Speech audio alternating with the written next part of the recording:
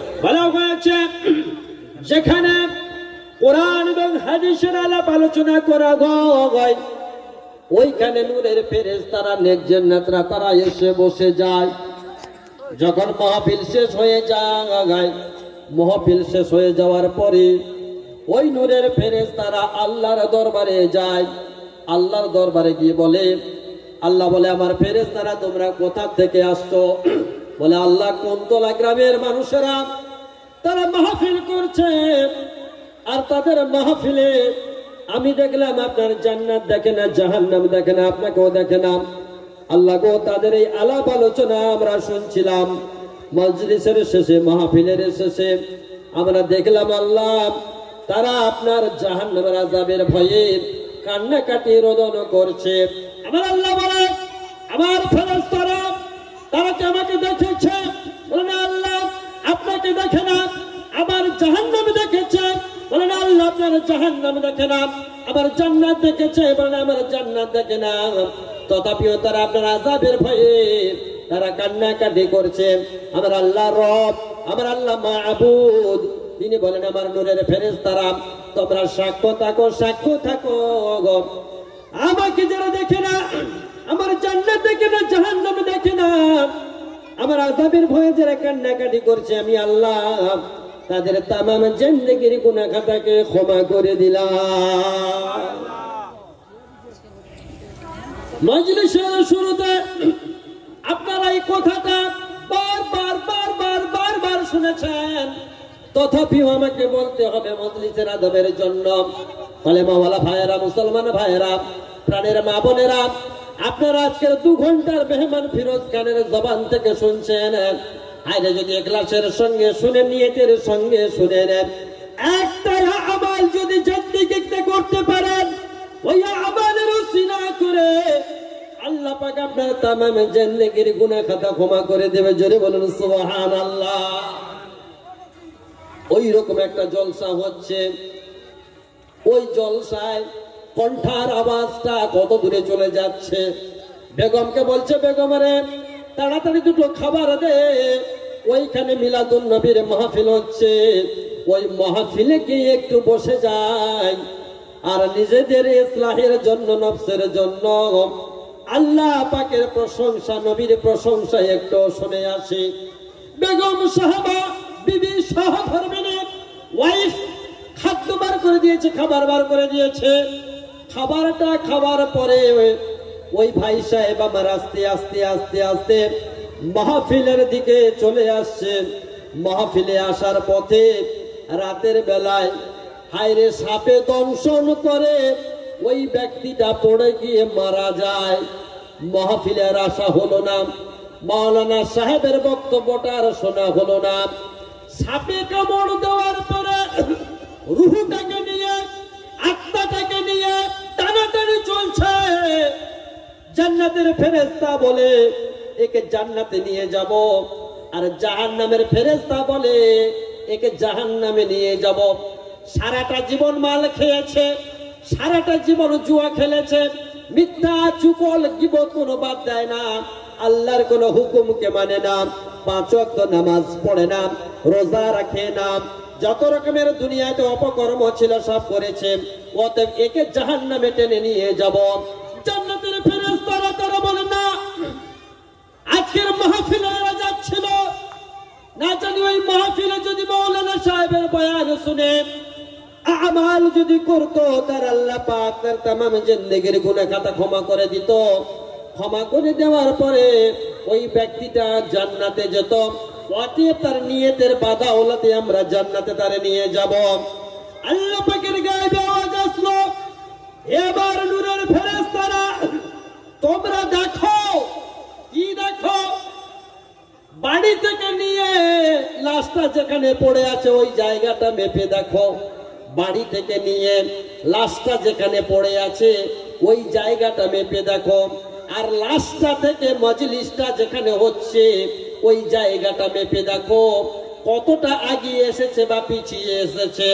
জমিনকে আল্লাহ বলে, হে আমার জমিন, তুমি সংকুচিত হয়ে যাও যেন ওই বান্দাটা আমার জান্নাতে যেতে পারে। আমার ভাই, আমার দোস্ত, আমার বাড়ি থেকে নিয়ে ওই লাশটা পর্যন্ত মেপে দেখা গেল 100 ফুট রয়েছে, আর লাশটা থেকে মজলিসটা মেপে দেখা গেল 50 ফুট রয়েছে। তাহলে বেশির অংশটা চলে এসেছে মজলিসের দিকে। অতএব মজলিসে আসার নামটা গণ্য হবে। আল্লাহ পাক বাহানা খুঁজে কোন ওসিলায়, কোন বাহানায় আমার বান্দাকে জান্নাতে দেব। জোরে বলেন সুবহানাল্লাহ। আমার সম্মানিত ভাইরা, জান্নাতের ফেরেশতারা তারা বলল, ওগো জাহান্নামের ফেরেশতারা, দেখো মজলিসের দিকে অনেকটা এগিয়ে আসার কারণে এর রূহটাকে আমরা ইল্লিনে রাখছি। জোরে বলেন সুবহানাল্লাহ। মজলিসের গুরুত্ব, কোন ভাই নেক নিয়তে যদি বসে থাকে, আল্লাহ পাক তার নিয়তের ওসিলা করে তার তামাম জিন্দেগীর গুনাহ খাতা ক্ষমা করে দেয়। জোরে বলেন সুবহানাল্লাহ। ইসলাহের নফস, নফসটাকে সংশোধন করতে হবে। কোরআনুল মাজিদ আল্লাহ পাক বলেন, আলিফ লাম মিম যালিকাল কিতাবু লা রাইবা ফীহি হুদাল লিল মুত্তাকিন। দুনিয়ার যত সায়েন্টিস্ট রয়েছে, গবেষক রয়েছে, চিন্তাশীল রয়েছে, বুদ্ধিজীবী রয়েছে, বিজ্ঞানী রয়েছে, বলে যত কিতাব লেখা হয়, যত বই লেখা হয়, যত পুস্তক লেখা হয়, প্রতিটা পুস্তক লেখার শেষে লেখক বলে দেয়, আমার এই বইয়ের মধ্যে যদি কোন রকমের ত্রুটি বিচ্যুতি থাকে, তাহলে আপনারা জানাবেন পরবর্তী সংস্করণে আমার এই ত্রুটিগুলোকে আমি সংশোধন করে দেব।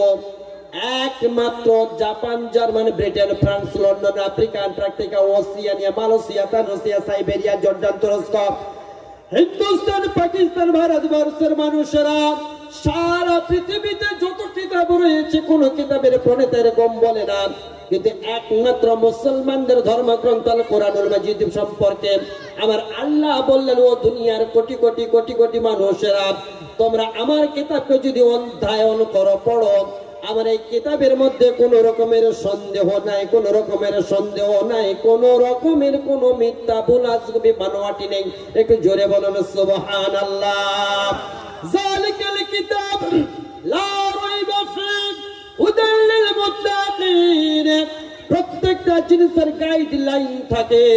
আপনি ব্যারিস্টার হন, উকিল হন, আপনি জজ হন, আপনি মিনিস্টার হন, আপনি নেতা হন, আপনি টিচার হন, আপনি চাওয়ালা, মুদিওয়ালা, রিক্সাওয়ালা, ভ্যানওয়ালা হন, প্রত্যেকটা জিনিসের গুরুদেব থাকে। যেই গুরুদেবের দিকে, ওস্তাদের দিকে লক্ষ্য করে ছাত্র এগিয়ে যায়। মুসলমানদের গাইডলাইন, মুসলমানদের গাইড বুক আল কোরআনুল মাজিদ। আল্লাহ পাক বলছেন, হুদাল লিল মুত্তাকিন। যারা মুত্তাকিন হবে, পরহেজগার হবে, আল্লাহওয়ালা হবে, তাদের জন্য আল কোরআনুল মাজিদটা হচ্ছে পথ প্রদর্শক। সুবহানাল্লাহ। বলছো কুনতুম ফি রাইবিম মিম্মা নাযালনা আলা আবদিনা ফাতু বিসূরাতিম মিন মিসলিহি وادعوا شهداءكم من دون الله إن كنتم صادقين فإن لم تفعلوا ولن تفعلوا فاتقوا النار التي وقودها الناس والحجارة وعدت للكافرين. قرآن الكتاب المبين.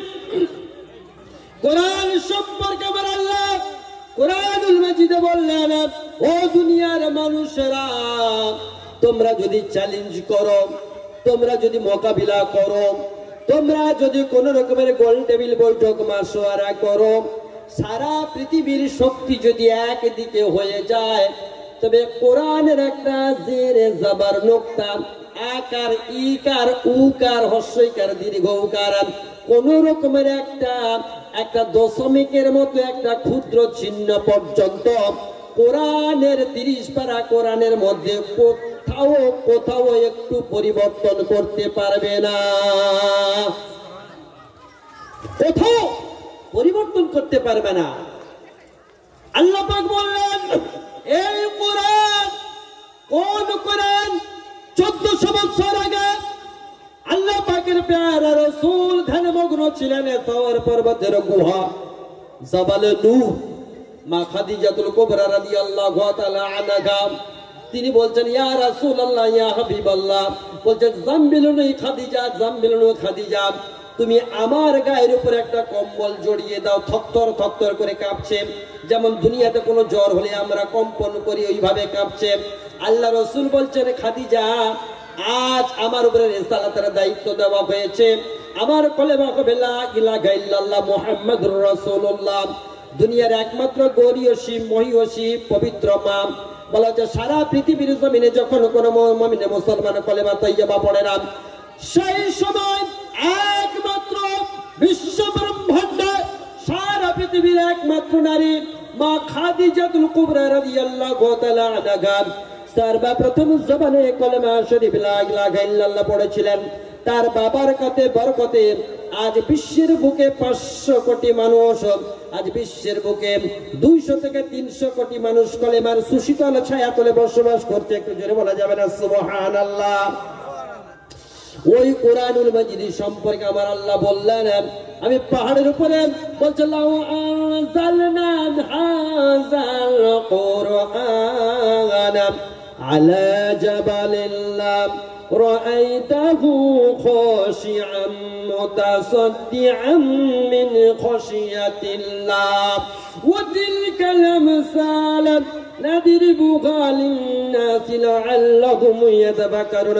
আমার আল্লাহ বললেন ও দুনিয়ার জমিনের মানুষেরা আমি পাহাড়ের উপরে যদি কোরআনটাকে নাজিল করতাম পাহাড় দেবে যত টুকরো বিটুকরো হয়ে যেত, খসে যেত, শেষ হয়ে যেত, বৃক্ষ তরুলতা রয়েছে, সাগর মহাসাগর রয়েছে, অরণ্য মহারণ্য রয়েছে, আমি কোথাও কোরআনুল মাজিদটাকে নাজিল না করে আমি আমার পেয়ারা রাসূলের সিনা মোবারকে 30 পারা কোরআনুল মাজিদ নাজিল করেছি। জোরে বলুন সুবহানাল্লাহ।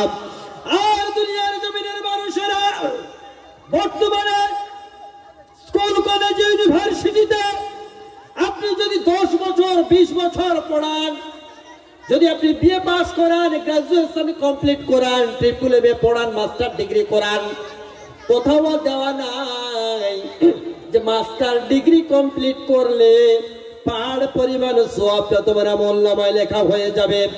এইচএস কমপ্লিট করলে, হায়ার সেকেন্ডারি কমপ্লিট করলে আপনার পাহাড় পরিমাণ সওয়াবটা লেখা হয়ে যাবে। কোথাও কোন ওলামা, কোন মুহাদ্দিস, কোন মুফতি, কোন রাসূল পয়গম্বর আম্বিয়া কেউ বলে যায় না, কিন্তু এটা বলেছে কি বলেছে জবান থেকে আপনার বাচ্চা শিশুটা যদি সর্বপ্রথমে আলিফ বলে উচ্চারণ করে 10টা নেকি তার আমলনামায় সঙ্গে সঙ্গে লেখা হয়ে যাবে। মুসলমান একটু জোরে বলা যাবে না সুবহানাল্লাহ। তাহলে কি মাওলানা সাহেব আপনি কি বলছেন আমরা স্কুল কলেজ ইউনিভার্সিটিতে পড়াশোনা করাবো না? নো, আমি এটা বলছি না যে আপনারা স্কুল কলেজ ইউনিভার্সিটিতে পড়াশোনা করান না, এটা আমি বলছি না।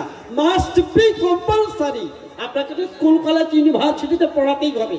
আমরা বাঙালি, বাংলা ভাষা আমাদের প্রধান ভাষা। আমি যদি বাংলায় সুশীতল সুমিষ্ট সুন্দর ঠান্ডা ভাষায় আপনাদের বোঝাতে না পারি সেটা আমার দুর্বলতা। অতএব বাঙালি হিসাবে বাংলা ভাষাকে প্রাধান্য দিয়ে অবশ্যই আপনাকে পড়তে হবে, নাহলে আপনার কথাটা মানুষ বুঝবে কি করে যে আপনি কি বলতে চাচ্ছেন। বলার উদ্দেশ্য বাংলা পড়ার সঙ্গে সঙ্গে আল্লাহ রাসূল যেটা বলে গেছে, আল্লাহ পাক যেটা বলে গেছেন সেটা তো আপনাকে পড়াতেই হবে। আপনি যদি না পড়ান এজন্য আপনি দায়ী থেকে যাবেন যে